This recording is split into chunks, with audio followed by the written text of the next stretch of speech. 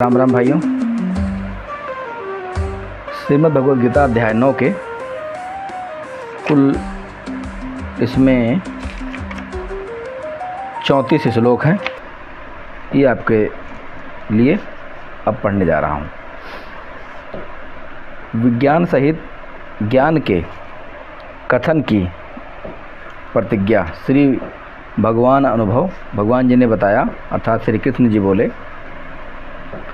उसके पश्चात श्री कृष्ण भगवान बोले, हे अर्जुन, तुम दोष दृष्टि रहित भक्ति के लिए इस परम गोपनीय विज्ञान सहित ज्ञान को पुनः भली भांति कहूँगा कि जिसको सुनकर तू दुख रूप संसार से मुक्त हो जाएगा।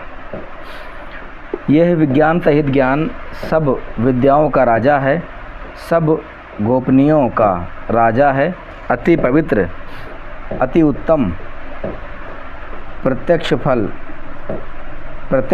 फल वाला, धर्मयुक्त साधन करने में बड़ा सुगम और अविनाशी है। हे परंतप, इस उपरोक्त धर्म में श्रद्धा रहित पुरुष मुझको ना प्राप्त होकर मृत्यु रूप संसार चक्र में भ्रमण करते हुए मुझ निराकार परमात्मा से यह सब जगत जल से बर्फ के सदृश परिपूर्ण है और सब भूत मेरे अंतर्गत संकल्प के आधार स्थित हैं, किंतु वास्तव में मैं उनमें स्थित नहीं हूँ। संकल्प के आधार पर ये इसमें गुण ज्ञान क्या है कि हम आत्माएं स्वयं इच्छा करके इस काल भगवान के साथ आने के लिए एग्री हुए थे। इसी बात का प्रमाण ये भगवद गीता के अध्याय 9 का श्लोक 4 है। ये वे सब भूत मुझ में स्थित नहीं हैं, किंतु मेरी ईश्वरीय योग शक्ति को देख कि भूतों का धारण पोषण करने वाला और भूतों को उत्पन्न करने वाला भी मेरा आत्मा वास्तव में भूत में स्थित नहीं है।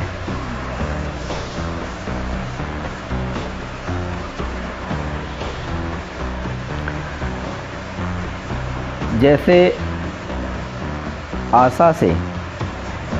आकाश से उत्पन्न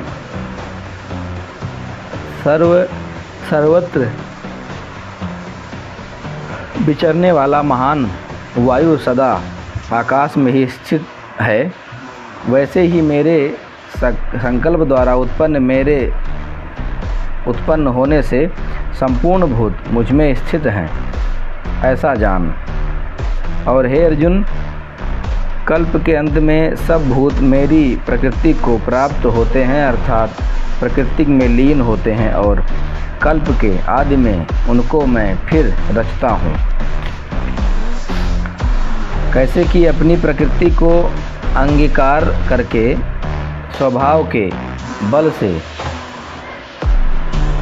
परतंत्र हुए इस संपूर्ण भूत समुदाय को बार बार उनके कर्मों के अनुसार रचता हूँ।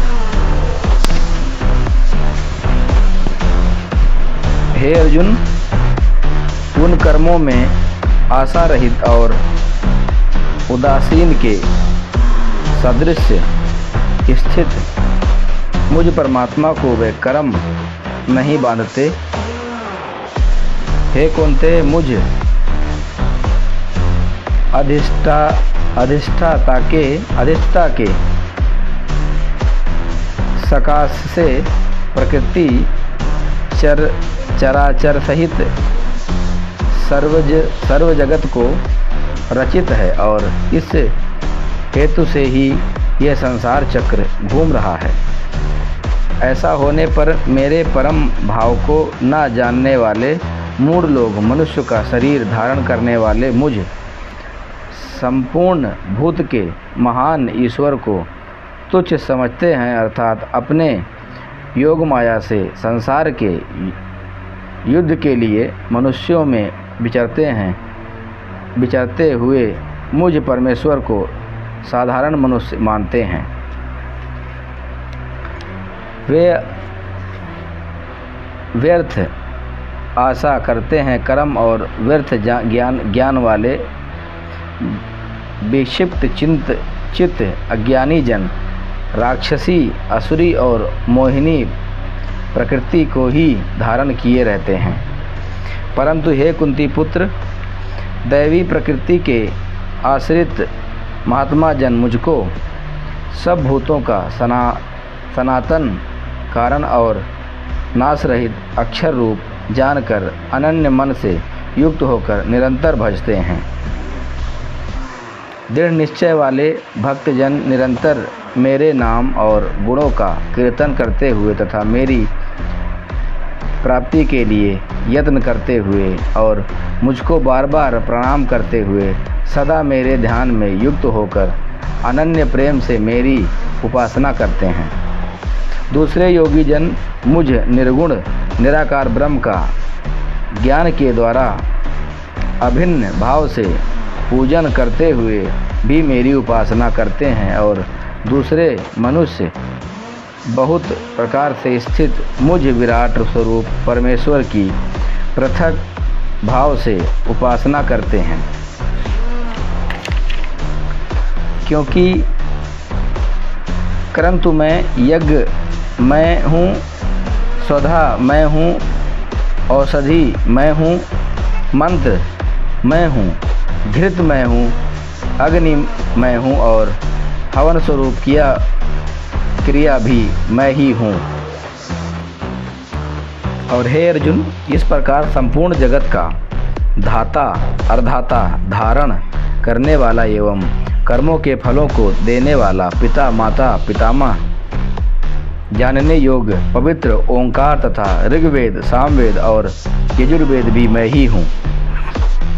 और हे अर्जुन,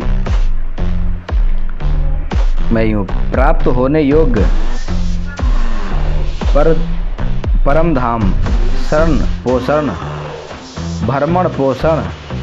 भरण पोषण करने वाला, सबका स्वामी, शुभ अशुभ का देखने वाला,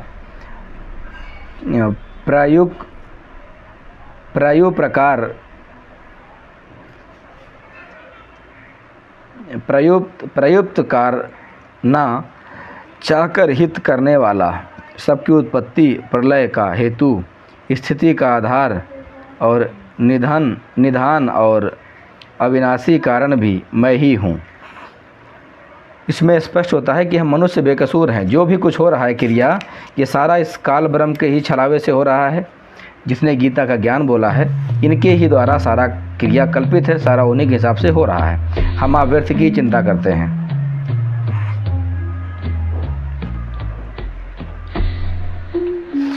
अब अध्याय 9 का श्लोक 11।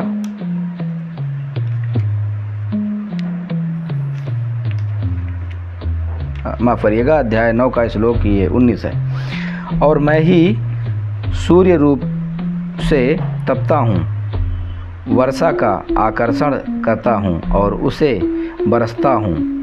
हे अर्जुन, मैं ही अमृत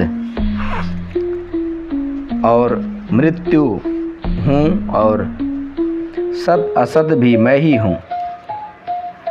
परंतु जो तीनों वेदों में स्थित किए हुए साकाम कर्म को करने वाले, सोम रस को पीने वाले, पाप रहित पुरुष मुझको ज्ञान के द्वारा पूज कर स्वर्ग की प्राप्ति चाहते हैं, वे पुरुष अपने पुण्य के फलस्वरूप स्वर्गलोकों को प्राप्त होकर स्वर्ग में दिव्य देवताओं के भावों को भोगते हैं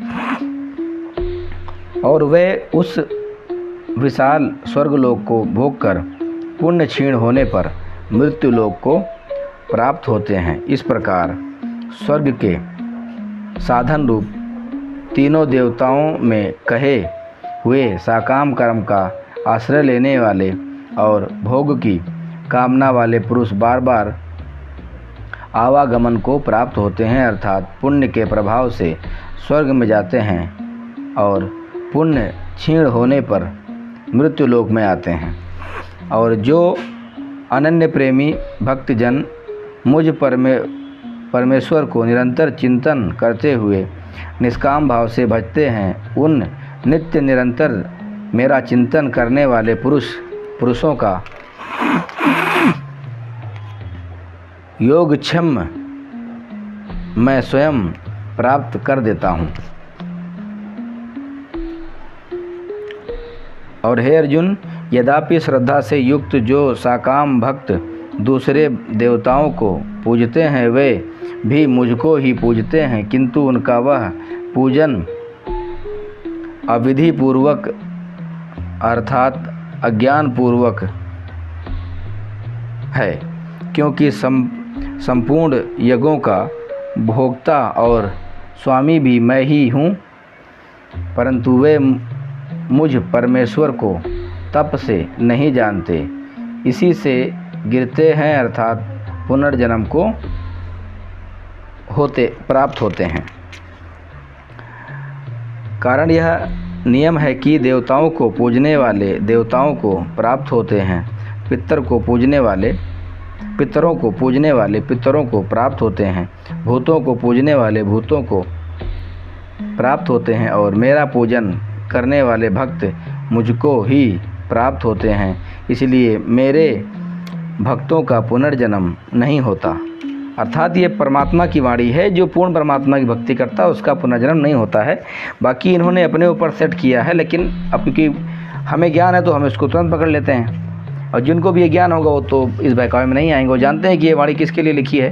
पर आप सबके लिए इतना है कि जब तक इसको सुनेंगे नहीं काम बनेगा नहीं, इसको पढ़ेंगे नहीं तब काम बनेगा नहीं। पढ़ के सुन के इसको समझना बहुत ज़रूरी है। समझने के लिए आज रामपाल जी महाराज का ज्ञान सर्वोपरि है, और वो जिस प्रकार से अपने सत्संगों में इन सभी को एक सही ढंग से बता रखा है, उस प्रकार ही समझना पड़ेगा, जिससे हमारा काम बनेगा। जो कोई भक्त मेरे लिए प्रेम से पत्र पुष्प फल जल आदि अर्पण करता है, उस शुद्ध बुद्धि निष्काम प्रेमी भक्त का प्रेम पूर्वक अर्पण किया हुआ वह पत्र पुष्प आदि में सगुण रूप से प्रकट होकर प्रीत सहित खाता हूँ। अर्थात जो भंडारा भोजन हम करते हैं वहाँ पर पूर्ण परमात्मा भी स्वयं विद्यमान रहते हैं, जिससे हमारा यज्ञ संपूर्ण होता है। ऐसा इसका कहने का मतलब है। फिलहाल तो मतलब नहीं बताऊँगा, मैं पूरा पढ़ रहा हूँ, मतलब तो बाद में निकाल लेंगे इसका। इसलिए हे अर्जुन, तू जो कर्म करता है, जो खाता है, जो हवन करता है, जो दान देता है और जो तप करता है, वह सब मेरे अर्पण कर। इस प्रकार जिसमें समस्त कर्म मुझ भगवान के अर्पण होते हैं, ऐसे सन्यासी योग से युक्त चित्त वाला तू शुभ अशुभ फल स्वरूप कर्म संबंध में से मुक्त हो जाएगा, और उससे मुक्त होकर मुझको ही प्राप्त होगा।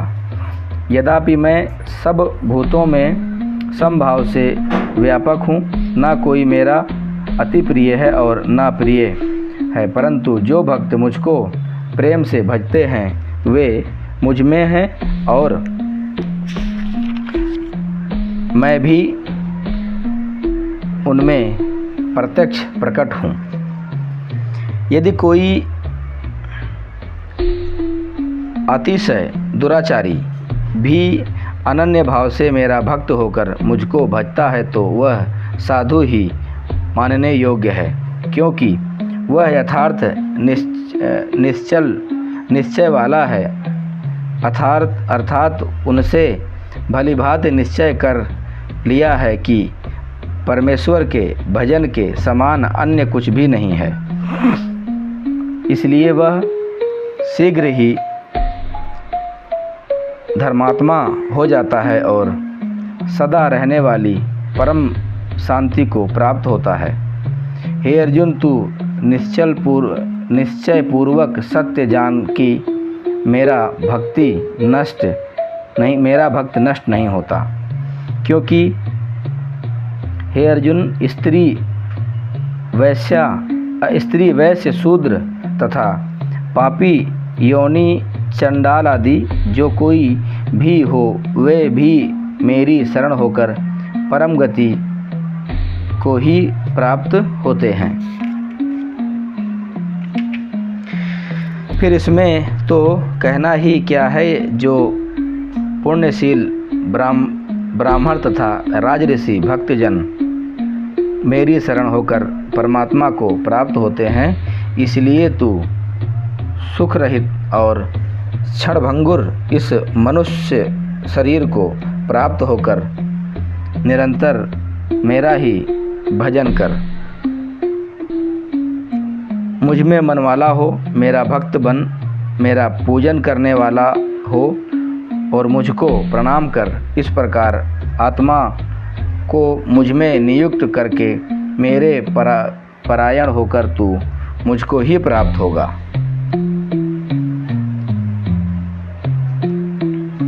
ये श्रीमद् भगवद गीता अध्याय 9 के श्लोक 34 था। बहुत ही निर्णायक ज्ञान है। एक एक चीज़ों की विस्तृत जानकारी शुद्ध हिंदी में ही पढ़ के सुना रहा हूँ। पढ़ के मैं स्वयं आनंदित हूँ और इस बात से बहुत ही खुश हूँ मैं कि ये विचार मेरे हृदय में उठा था कि इसको पढ़ूँ। जो चीज़ें मैं नहीं जानता था, आज इसे पढ़ करके एक एक चीज़ एकदम स्पष्ट रूप से क्लियर होता चला जा रहा है। मित्रों, मेरे इस ऑडियो पर भी भरोसा नहीं है तो ना करके आप चाहें तो स्वयं श्रीमद् भगवद गीता पदच्छेद अन्वय जय दयाल गोविंद जी द्वारा अनुवादित पुस्तक ला करके और खुद भी आप पढ़ सकते हैं। यदि नहीं तो ये ऑडियो आपके बहुत काम आएगी भगवान भक्ति में, क्योंकि मुझ में मनवाला हो, मेरा भक्त बन, मेरा पूजन करने वाला हो, मुझको प्रणाम कर। इस प्रकार आत्मा को मुझ में नियुक्त करके मेरे परायण होकर तू मुझको ही प्राप्त होगा। ये भगवान का मत है, परमात्मा ने बता रखा है। ये जिस भी भाव से जिसको आप सुमरण करोगे, आप उसी के पास जाओगे और उसका उसी प्रकार विधिवत आप भक्ति कर पाओगे। इस बिगड़े हुए समाज में गीता के ऊपर रखकर हाथ कसम खाने वाले सभी लोग बैठे पड़े हैं और वो कोरे भ्रष्टों का मंदिर है वो, जिस जगह पर इसकी कसम खाई जाती है, परंतु इसके अंदर पढ़ के नहीं देखा जाता कि उसमें क्या लिखा हुआ है। यदि ये ज्ञान हमारे स्कूलों में जब तक विद्यमान था, चारों वेद पढ़ाए जाया करते थे, तब तक हमारा सब कुछ ठीक था। भगवद गीता का अध्याय हमारे बच्चों को, हमारे भाइयों को, हमारे पूर्वजों को याद था, तब तक गलती नहीं करते थे। जब से ये नाना प्रकार के ज्ञान इसमें इस मत में ला के डाल दिया गया, जातिवाद को आगे ला दिया गया, तब से सारा का सारा भ्रष्ट हो गया है। अब फिर से ये सारे पद उठेंगे, क्योंकि अब सब जानकार हैं। भगवान की दया है कि हम सब पढ़ लिख करके आज काले अक्षर का ज्ञानी हो गए हैं। लेकिन ये काला अक्षर इस काल लोक में, इस कलयुग में हमारे लिए बहुत उपयोगी हो रहा है। धन्य है इस युग में, धन्य है इस समय का जहाँ पर आज हम सब पैदा हुए हैं। धन्य है परमात्मा का जिन्होंने ज्ञान दिया। इसके साथ ही ये अध्याय 9 का श्लोक 34 समाप्त करने की आज्ञा चाहूँगा। अगले कड़ी में फिर मिलेंगे, तब तक के लिए राम राम, जय हिंद।